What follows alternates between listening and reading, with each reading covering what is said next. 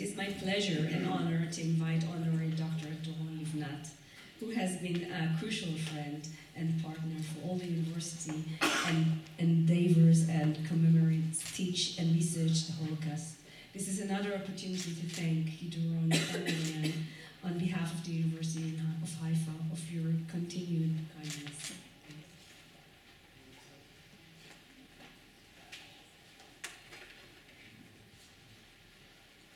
Good evening.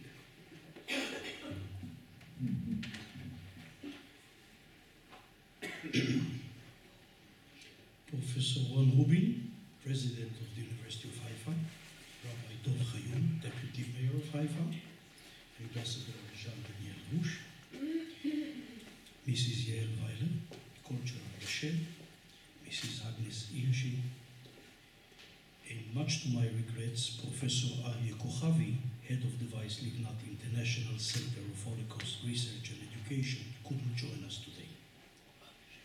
Ladies and gentlemen,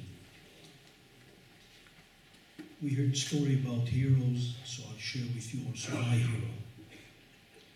I'm delighted to welcome you to this very special event and to thank you for sharing this occasion with us, one of the many initiatives of the newly founded Vice Livnat International Center for Holocaust Research and Education. The center is named after my late father, Yitzhak Livnat, who was born as Shuti Weiss, who passed away tomorrow over 2 years ago, and is greatly missed by all of us. Every year, for 5 years, from the very first year of the program existence, my father met with the students of the programs and shared his story. He warned them against the consequences of hatred and inspired them in their mission to memorialize the Holocaust and to study its consequences. The exhibition we are opening today, which tells the story of Holocaust survivors who found refuge in Switzerland, is our way of continuing my father's legacy of remembering the events, the victims, and the survivors.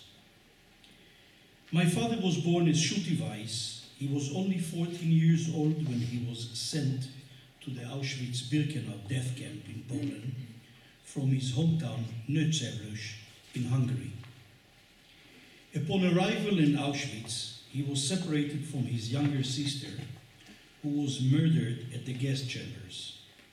After being condemned to death, he was saved by a couple who put him in a different barrack so he would escape the fate of the other children he had previously been with.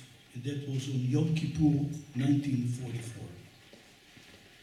On January 1845, he was forced on the death march from Auschwitz to Mauthausen, a distance of more than 500 kilometers in minus 10 degrees and snow up to his knees.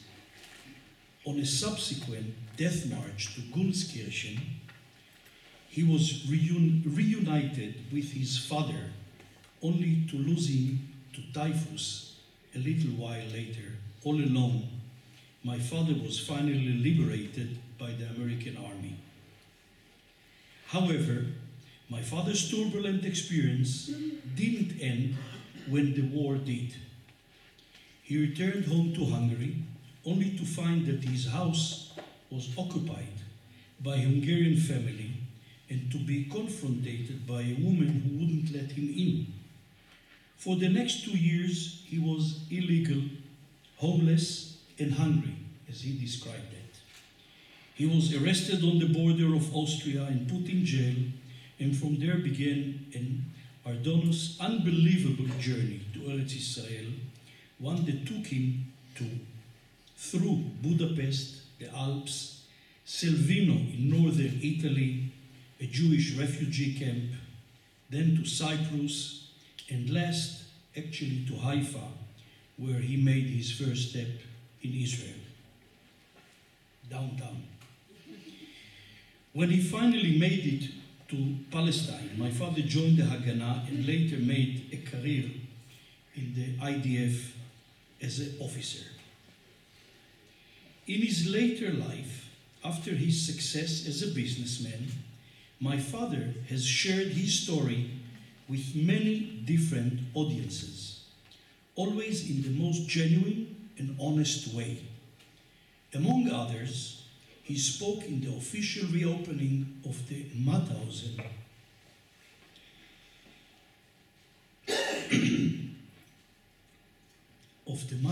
Museum to 8 European presidents in attendance.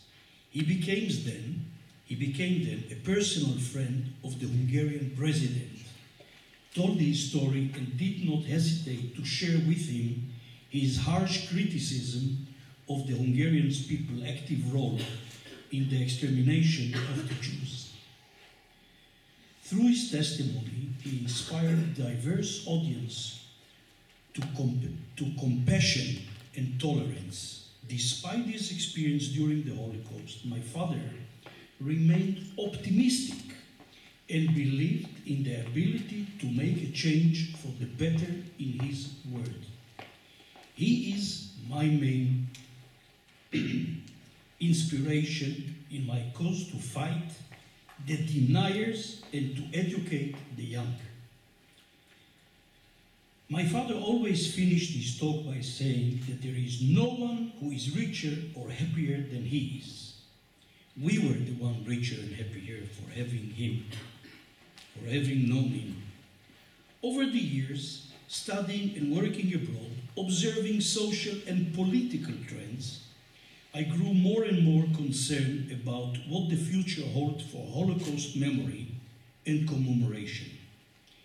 In my talks with Professor Ari Kochavi, whom I met 8 years ago, we started articulating these concerns and forming a plan. We were worried about the decline in the number of students in Israel and the West who were choosing to dedicate their careers to researching the Holocaust of European Jewry. For many years, the story of the Holocaust was shared, analyzed, and researched by great scholars, who for the most part were Holocaust survivors themselves. They spoke a multitude of languages that were crucial for driving into archives, looking for historical documents, and interviewing survivors in different countries. Sadly, this generation is now fading away.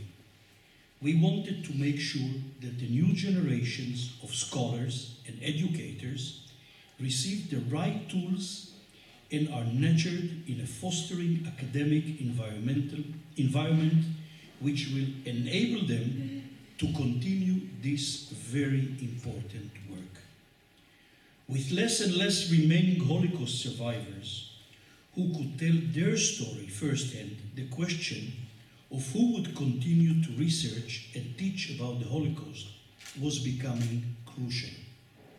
At the same time, we noticed an additional unwelcome trend. New undesirable narratives, as you mentioned, about the Holocaust began to take center stage, first in countries that were formerly a part of the Soviet Union and later in additional countries throughout Europe. These narratives presented the Nazi collaborators as victims, first of Hitler, later of Stalin and communism. They focused on the suffering of the collaborators while downplaying their own role in the persecution and killing of Jews and other populations. Sadly, these trends have continued to expand and intensify, in many places becoming the bon ton, part of the common public discourse, with grave and costly consequences to the true memory of the Holocaust. We know from experience that political interests and policy agendas influence public discourse. They determine the degree to which the public is knowledgeable about events that happened long ago. They shape school books and lesson plans, impact the financing of museums and exhibitions, and influence representation on social media, thereby regulating the collective memory in each country. Those when Professor Kochavi initiated the opening of an international program in Holocaust study, I was a very willing partner and was more than happy to translate our joint vision into reality. Our program, which was initiated 7 years ago, is unique thanks to its multidisciplinary and multicultural environment. It enables students from all walks of life to study together. It is a platform where people from different countries, religions, and culture can share their personal perspective and culture, understanding of the historical events that took place during World War II, where students are exposed, perhaps for the first time, to other very different points of view, as we heard today with meeting with the students. Thank you. After completing their studies here at the University of Haifa, our students who came from over 20 countries return home to Poland, Germany, Netherlands, Austria, Hungary, Romania, Serbia, China, Cambodia, the US, Britain, Australia, Canada, and many other countries, where they began their journey influencing the local public discourse and shaping public memory through academic research, education, and initiative of the commemoration.